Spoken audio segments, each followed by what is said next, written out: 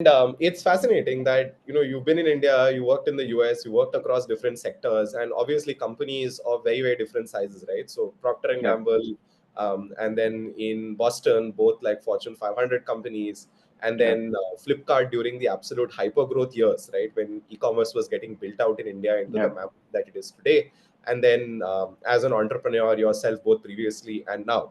So maybe jumping in to one of the core aspects of this topic and getting a little bit into it is trying to understand across these things that you've seen and in general on your perspective, um, the whole idea about teams, right, and people in an organization. What do they sort of contribute to driving the business and the goals of the business Yeah. forward, right? I think, and this is a very very corny question, but it's something that I would like to start off with, something that sets the context a little bit, which Yeah. is when you talk about building great companies or working in a great company or a company being great fundamentally, right? Yeah. What does the team and the organization contribute towards building Yeah. vision? Maybe we set the context with this preliminary question, and then we go a little bit into the details of the Yeah. why and the how. Yeah. No, absolutely. I think what I have seen is like as you said, like with Procter and Gamble, like it goes with a certain set of principles, purpose, values, principles, PVP as it's called at P&G, and it starts off from the hiring process, the way they hire. It's all about an alignment to the purpose, values, and principles, and that basically makes sure that everyone within the team, right, they have a shared mindset of sorts, right? And that's very critical when you're scaling up a company there, right? On the other hand, I think if you look at uh, kind of say a Flipkart of sorts, right? And Flipkart is credited with having built one of the finest teams, I would still say, right, within the Indian ecosystem when they were doing it. And I always used to ask the leads like, how come you guys were able to build this stellar a team, right? And that's why the Flipkart Mafia is it's called and all of that, right? And they had hired for that attitude, right, which was very different there, right? Which is that hunger was there to do something big, to hustle, to not be afraid of any mistakes and sort of challenge the status quo because they're trying to build out a category to begin with, right? And you needed that mindset. Quite different from what P&G was because it was a scaled up company. This was a growing company there, right? And when we were starting up Next Leap, also, that was the thought process. Like, okay, we want people who are trying to bring about a change, right? Who are not happy with the education system, and they can relate to that vision there. And that's basically how the hiring happened, right? So it's all about how you start building out the team because if you look at it, anything that an organization does, right, it's the output of the actions that the team or the members of the team actually take, right?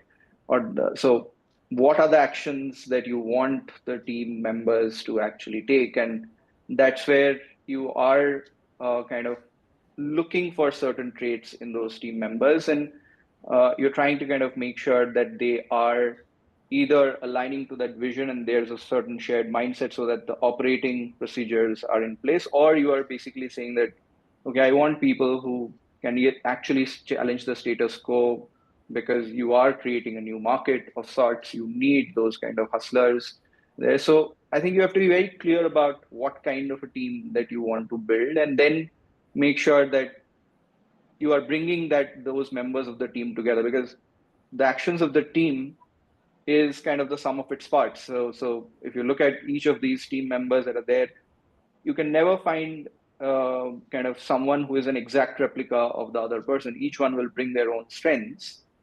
And then then the thing for you to focus on is how do I get the best out of this particular individual within the team and make sure that person is able to realize his or her potential and in alignment with where the organization is headed, right? So, because if you're able to do that, then automatically everyone wins. The individual also wins, and the kind of organization also scales up. So that's basically the kind of spectrum that I've seen, right? On one side, you have the PNG, which is very standard, very straightforward kind of alignment with that mindset of sorts, and Flipkart again looking for people who are hustlers of sorts who would challenge the status quo, and then at Nextleap the folks who want to change the education system themselves, right, and are trying to kind of come up with ideas on how to do that, right? Yeah. Awesome. And one question that I'm curious about, right, as you look at the scale of these companies, right? PNG, huge, more than 100,000 people globally. Yeah. Flipkart, also fairly large. Even at the time when you were there, at least dozens, if not hundreds of people at that point of time. And from then Yeah. on after, and thousands today. And then Nextleap is an early stage startup with, say, a few dozen people working Yeah. in the org, right? Um, as you go from a small team to something, I mean, and we're going to look at this sort of in reverse, right? But if you go from a small team where, say, you as the founder, as the CEO, have a very, very close personal connect with everyone that you're working with, right? You've, say, hand selected, the folks who you want to be in your team. And then you go to a Yeah. company like Flipkart where you have other individual leaders, functional leaders who are doing things. And then at PNG, you have management across like some 7, 8, 9 different levels, if I remember correctly, from Yeah. my time there, right? Yeah. As you move away from the center or the nucleus, which here, let's say, is like organizational leadership for the sake of argument, how do you sort of still ensure, right, that this aspects of culture, of alignment, these things, they don't just remain at the center, but they radiate outwards towards the entire organization, right? Do these dynamics in terms of how teams function, how leadership functions, is that something that you've noticed significantly changes? Or at the core of it, does it still remain essentially the same, irrespective of the size of organization? I think it needs to evolve as the organization also scales up, right? Because if you think about it, as an organization scales up, their needs are also evolve, right? When you are in a startup, the first thing that you're looking for to get to product market fit, some kind of stability and things like that. Whereas if you're trying to go from that 1 to 10 phase, you're looking for very fast scale up of sorts, right? Some processes are in place and you're trying to put more processes in place. And then as you're going from the 10 to 100, you're looking to kind of scale up even further with a standard process in place. And you want people who can actually work with that process there, right? So the fundamental needs are going to be very, very different, right? So think about all the companies which are preparing for an IPO right now, and they would need people to abide by a certain process, right? And I always say, like, in your career, you should always choose companies which match the setup that you are going to thrive in, right? Not everyone can work in a big setup. Not everyone can work in a early stage setup, right? So it's a mutual fit that has to happen there, and only then the magic can actually kind of take place.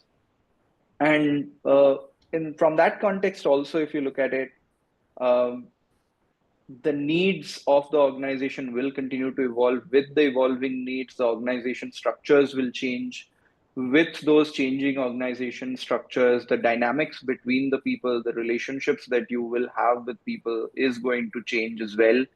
And that also starts changing your span of influence and the span of control, as we call it, right? So if you think about it, in a smaller organization where each person knows each other very well, knows exactly what is happening in his or her personal lives also, right? So that's the kind of a setup. Now, that is possible maybe in a team of 15, 20, but that becomes very difficult with a team of 100 or so. And then from 100, if you go to 1,000, it becomes nearly impossible to get there, right? And which is where organization structures play such an important role. And if you see organizations as they grow, they will change their organization structures. So we keep talking about the pyramid structure, the diamond structures, and all of those things, and the matrix structures, and all of that. And those are there for a certain reason. Right? The reason being that, okay, this is the impact that I'm trying to create. These are the targets that I'm trying to hit. These are the milestones that we want to achieve. And in order to achieve that, what's the most optimal structure to have in place so that I can get to that target within this span of time, right? Um, And because of that, what happens is kind of the relationships or the interactions between those team members starts changing, right? So going back to, if you look at your chemistry lessons that we studied, right? The crystal structures and all of that, right? So it kind of resembles that. As you kind of keep evolving your organization, that crystal structure will also kind of evolve, and it has to evolve. Otherwise, you are trying to give different attributes to your organization now, right? From a startup which has to function in a very fast manner to one which has to function in an efficient manner to one which has to function in a very scalable manner, right? So these are different attributes that you're trying to kind of attach to that organization, and in order to attach those attributes, you have to change your structure.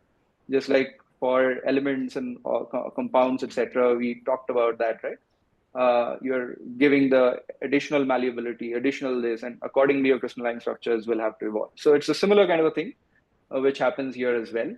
And that's the transition phase that organizations have to go through as they grow, right? Now, what happens as a result of it is, because you have people who have maybe started off with the organization, who have seen that growth.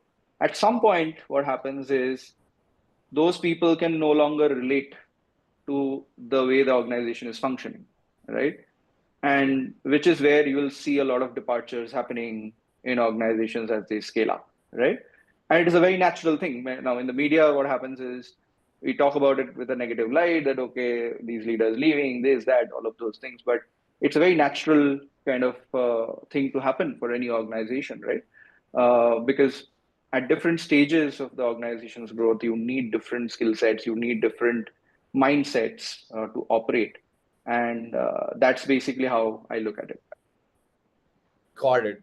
Understood.